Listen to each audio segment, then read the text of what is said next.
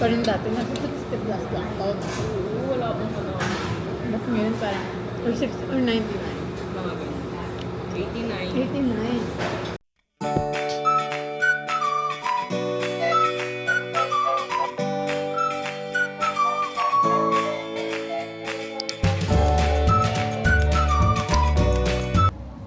Hi, what's up everybody? It's Alex.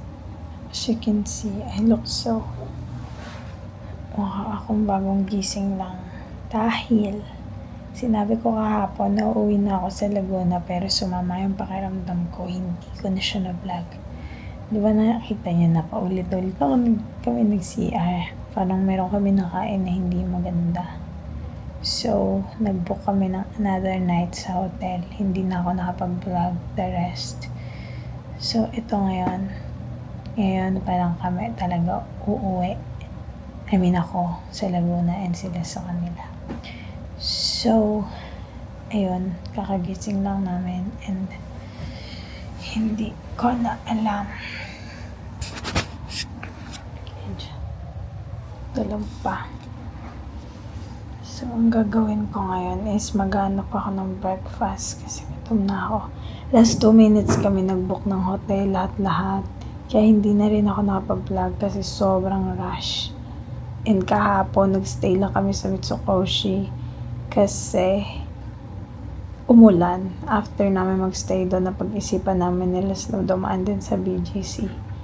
And then after nun, parang hindi na maganda yung pakiramdam. Hindi ko alam kung bakit. So ngayon, ito na talaga, uuwi na talaga sa Manila, Laguna. And kakain muna ng breakfast or lunch. Say, brunch. I'm gonna eat some brunch. I don't know what we're gonna eat yet.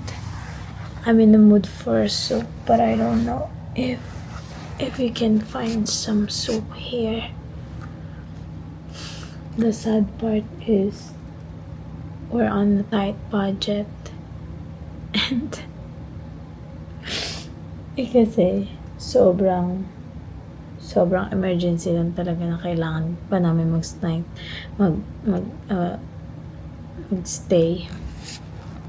last night. So, ayun, we're so tight.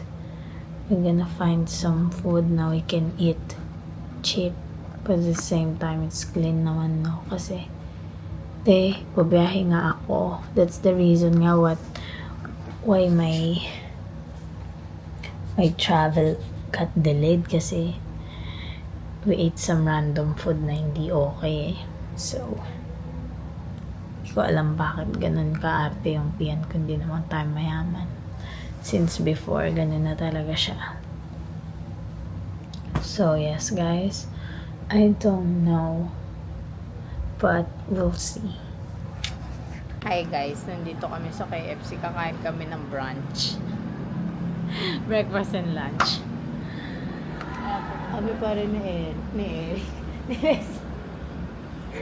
Wow, sana nga. Kami pa rin ni Les. Yan, nandito ako sa araw. Pero wala Ay, yung ano pala siya. Wala pa kami Wala dito, yung guys. araw, guys. Sarap dito. Chambalala. Kung sa inyo naman, ayun yung powder. Bigyan niyo pa. Mga konti pa.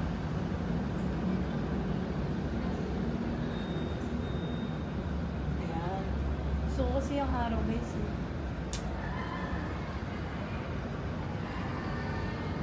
Baliktad naman ako manunod. Ano na to? Hintayin namin ang pagkain na. Wait lang, guys. Yan, guys. Nakain na kami. Sayang, Ano yan? Tawag doon? Lagkitan. Syrup pa naman. Syrup pa naman na suka. Ay, gano'n na dito. Diba? Gag. Kaya maliligo talaga. Naligo ka na kasi. Para fresh ko din, guys. Guys, naliligo ako So, isipin niyo naman. Ay, ganda naman. Para fresh ko din, guys. Angat ko nga yung chinelas. Yung pakakong bala sila. Let's eat, guys. Kain tayo, guys. KFC. KFC. Lagkit sa kamay mo. Ba't nangyari na rin sa'yo? Hindi, ngayon ang lagkit.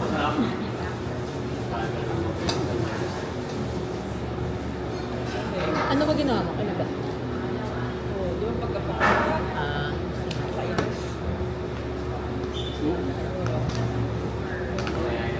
sarap. Hindi na lang nakita natin. Hindi.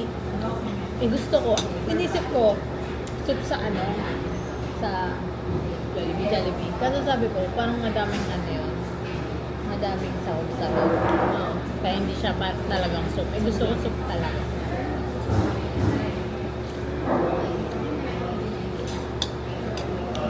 Update ko pa pala sa El. Kahit wala ko, go lang. Send naman ako. Nalilito talaga ako sa update. Ng ay lang or here. KFC. Ganun yan. Pero ang lagi. Pasong ka ba? Yung bugyot. Bugyot kami.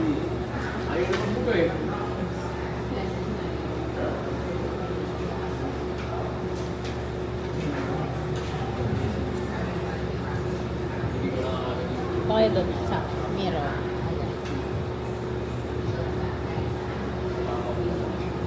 Malapit ko. Para kita tayo.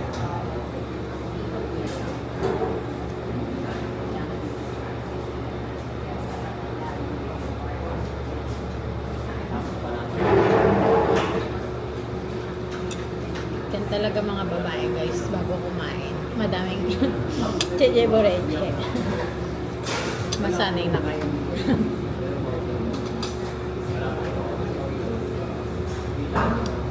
Miss ko to po.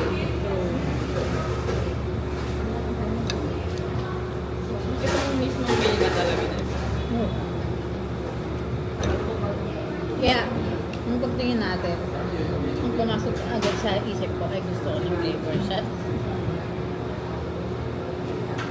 Guys, di ba nag-ice cream dati? Dito ako. Kami ata ni Ani. More on fries ako.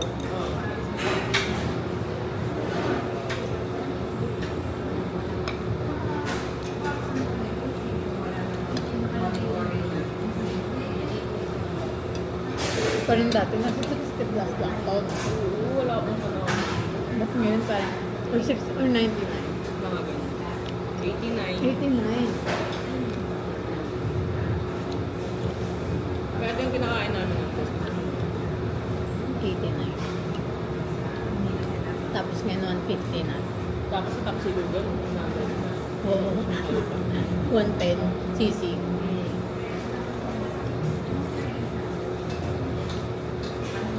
Wala ka pang drinks.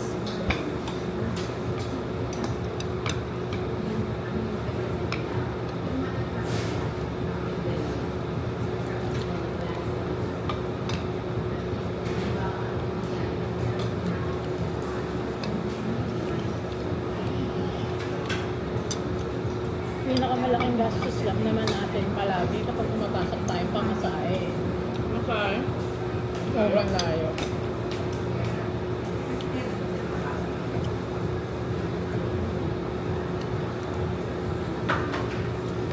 May arte pa, nag-joyride pa yung kami.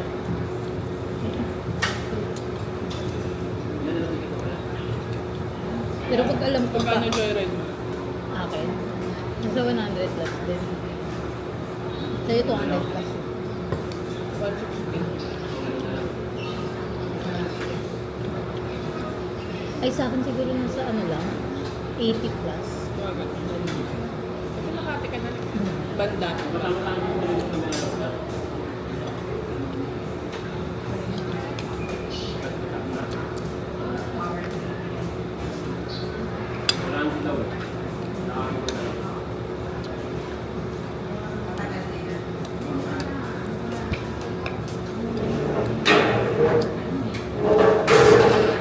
Zero mo guys, 160 pa masaya pa ng pagkain.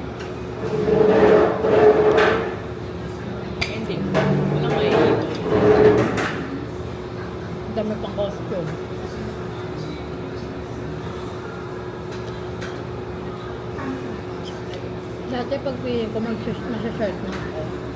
Inaagaan ko para maabot ako yung mga jeep. Kasi wala nang jeep kapag Hindi lang matutulog kung yun yan.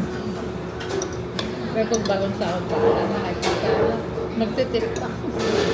Tik pa yan sila. 20. Tik pa yan. Basta yung sukulay kanila.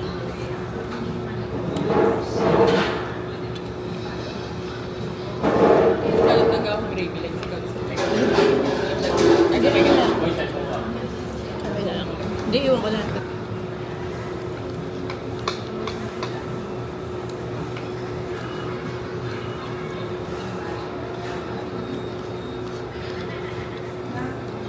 Di ba ang McDonald's ba yung gravy?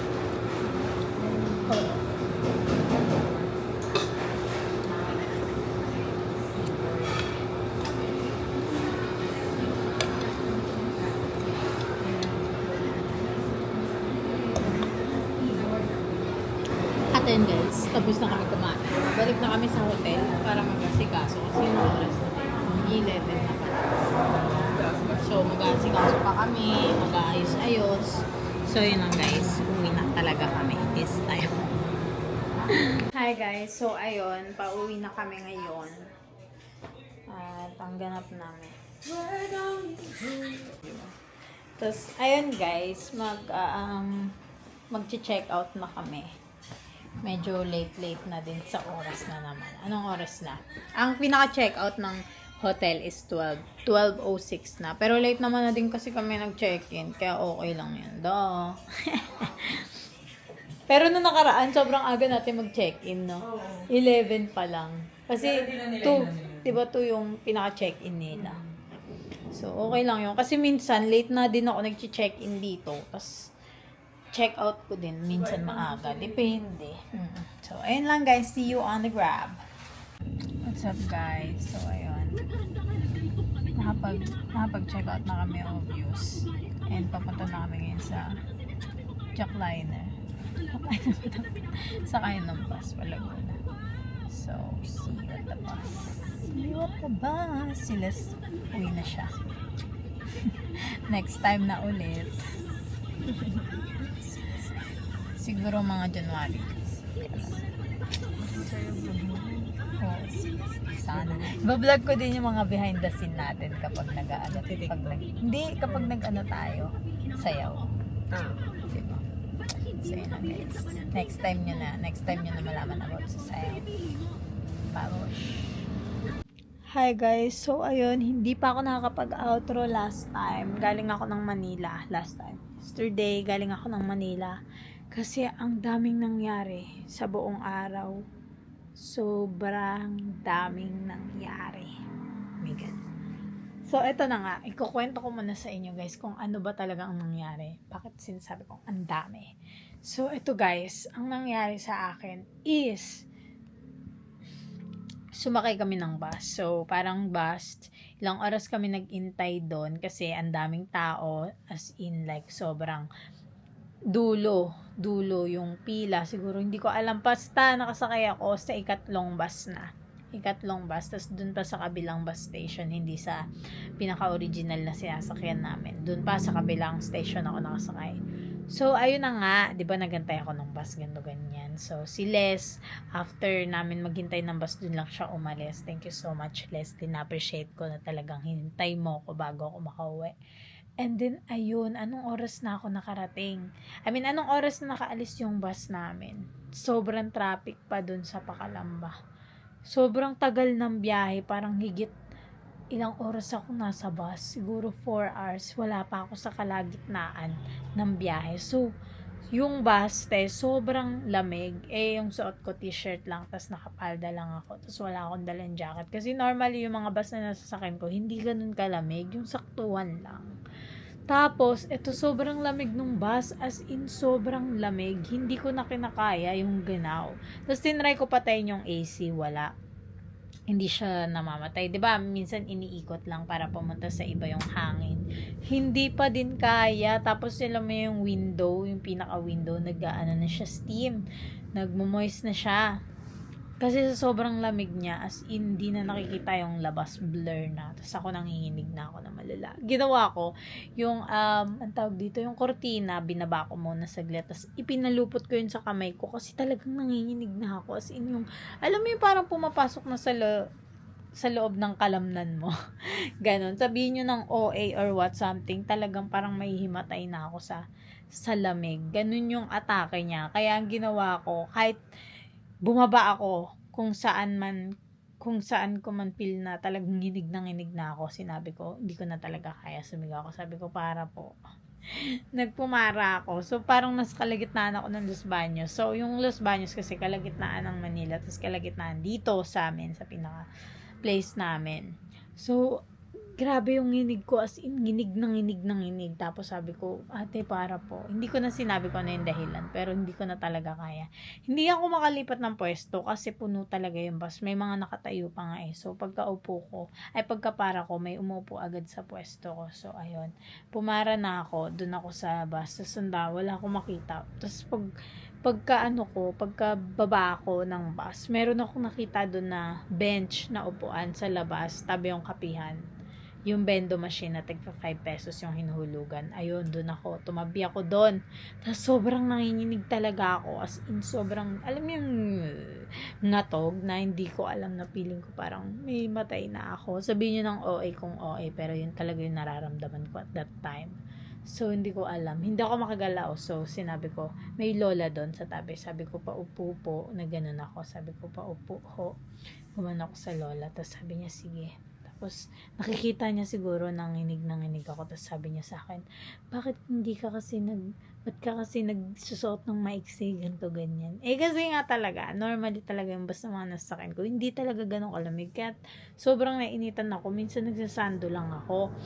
Tapos, edi yun, sabi niya, ba't ka kasi nagsusuot ng t-shirt? Dapat jacket na. Alam mo naman, December, ganito, ganyan. Pagalitan pa tayo. Tapos sabi ko, hindi po, nakalimutan ko, gawa na lang ako. Tapos sobrang nanginginig talaga ako. Tapos eto na nga. So, pumasok siya sa kanila. So, akala ko, syempre, papasok lang siya ganun. Paglabas niya, dinala niya ako ng jacket. Tapos parang na-appreciate ko siya na binigay niya sa akin yung jacket. Nandito pa yung jacket. Pakita ko sa inyo yung jacket. Oh my God. Ito yung jacket na yun. Ayan, binigay niya sa akin yung jacket. Sabi niya sa akin, o sige, palupot mo muna sa'yo. E di ginawa ko. Pinalupot ko yung jacket sa akin. Nanginginig pa rin talaga ako. Kaya sabi ko, hindi ko na talaga alam. Talagang nanginginig pa rin ako kahit na may jacket na. Kahit na yakap na ako sa jacket, nanginginig pa rin ako. Kaya ginawa ko, kumuha na lang ako ng hot choco dun sa may vending machine pa. Bumili ako ng ako ng 5. Tapos, hinawakan ko yung mainit. Nanginginig pa rin yung kamay ko kahit sobrang mainit na nung ano. Talagang tinitiis ko kahit masakit sa kamay kasi sobrang lamig. Alam mo yung kamay ko parang maninigas na. Ganun. Tapos, edi, ayun. Ginawa niya. Pumasok uli siya. Papahiramin niya sana ako ng pants at saka ng damit pa. Tapos sabi ko, wag na po. Kasi nahihiya na ako. Ang dami niya nang inaano. Pero sobrang na-appreciate ko yun. Naalala ko yung lola ko. So, edi ayun. Sabi ko, okay na po to sa akin. Huwag niyo na po akong bigyan ng ganito, ganyan. Thank you na po. Sobrang thank you na po. Tapos sabi niya, sige na, umuwi ka na. Pinapauwi niya na kasi magagabi na. Parang mga alas 6 na rin yun. Eh, alas 12 pa lang ako bumiyahe. Tapos alas 6 na rin ata ako nandun. Tapos sabi niya, umuwi ka na, hanapin ka na sa inyo, ganto ganyan. Kala niya siguro bata pa ako kasi yung sasuotan ko.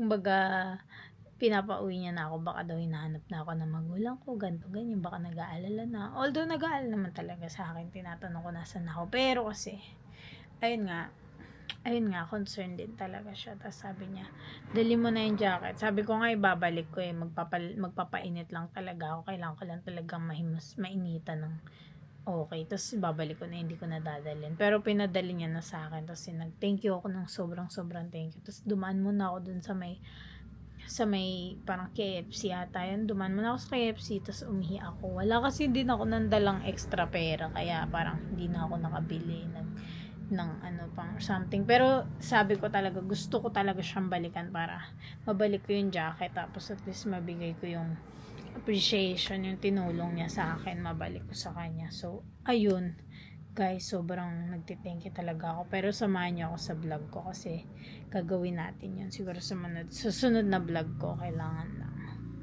Yes. Ayan, hindi ko pa alam. So ayun na nga, guys, sobrang lala. Tapos yun, umuwi na ako. Sumakay na lang ako ng jeep. Tapos umuwi na ako. Ayun lang yung nangyari. Tapos, ayun, talagang natulungan ako ng jacket. Hanggang sa makauwi ako, lamig pa din talaga. Tapos ayun, buti na lang pag uwi ko may sabaw, mainit lahat. As in, puro mainit yung kinain ko. Tapos naging okay na ako. Tapos natulog. Nagkausap muna kami ni Eric, ng husband ko. Tapos, ayun, hindi ko alam ko na sabi ko sa kanya, nakwento ko sa kanya. Pero hindi pa buong detalye kasi lagi kaming, late na nagmi-meet yung time namin. Parang, syempre, kailangan niya na matulog, tapos ako din, kailangan niya na mag-start yung day niya, tapos ako kailangan matulog kasi may pasok siya. So, ayun lang, guys. Ayun lang yung gusto kong i-share at siguro next na yung iba. So, maraming salamat kung nakaabot ka dito sa dulo ng aking vlog. Huwag niyong kakalimutan mag-subscribe and like and comment. Kung gusto mo maabangan, iba-vlog natin yon. Hindi naman para sa gusto ko lang talaga siya ipakita sa inyo na sobrang na-appreciate ko siya.